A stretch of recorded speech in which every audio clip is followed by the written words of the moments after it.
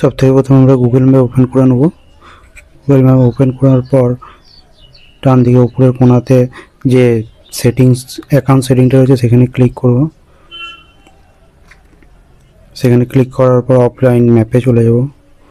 Offline ম্যাপে গিয়ে select your on map এই অপশানটাতে ক্লিক করব।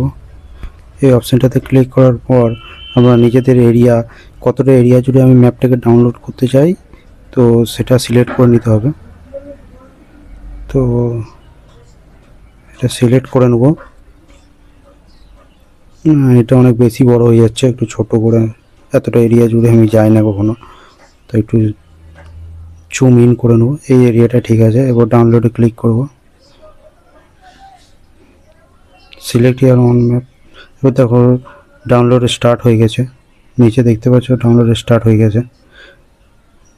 ডাউনলোড স্টার্ট হয়ে যাওয়ার পর এবার আমরা ইন্টারনেট কানেকশানটাকে অফ করে দেবো। ইন্টারনেট কানেকশান অফ করার পর আবার আমরা গুগল ম্যাপটাকে ওপেন করে নেব।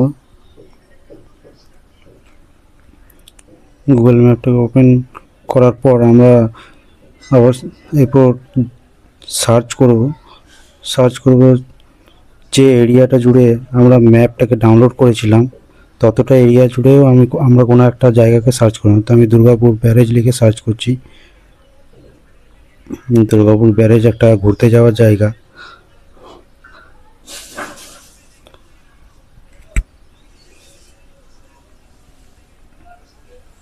লিখে সার্চ করে নেব। দিয়ে দিয়েছে। এবার ডিরেকশনে ক্লিক করব।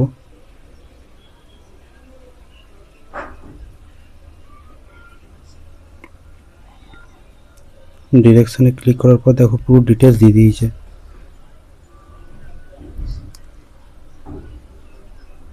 এখানে এটা আমার লোকেশানটা, আমি যেখানে আছি এখন, মানে যেখান থেকে ম্যাপটা ডাউনলোড করেছিলাম সেই জায়গাটা। এখান থেকে এরপর যেখানে আমি যাব, যেটা লিখে সার্চ করলাম দুর্গাপুর ব্যারেজ, সেটার লোকেশানটা এটা। এই দুর্গাপুর ব্যারেজটা পশ্চিম বর্ধমান এবং বাঁকুড়াকে যুক্ত করছে। এটা দামোদর নদীর উপরে একটা ব্রিজ। তো এইভাবেই অফলাইনে উইদাউট ইন্টারনেট কানেকশানেও আমরা গুগল ম্যাপ চালাতে পারি। আর এরকমই নতুন নতুন টিপস অ্যান্ড ট্রিক্স শেখার জন্য এবং জানার জন্য চ্যানেলটাকে সাবস্ক্রাইব করবে এবং পাশে থাকা বেল আইকনটাকেও প্রেস করবে, যাতে সবার প্রথমে তোমার কাছে নোটিফিকেশান চলে যায়। ভিডিওটা দেখার জন্য সবাইকে ধন্যবাদ।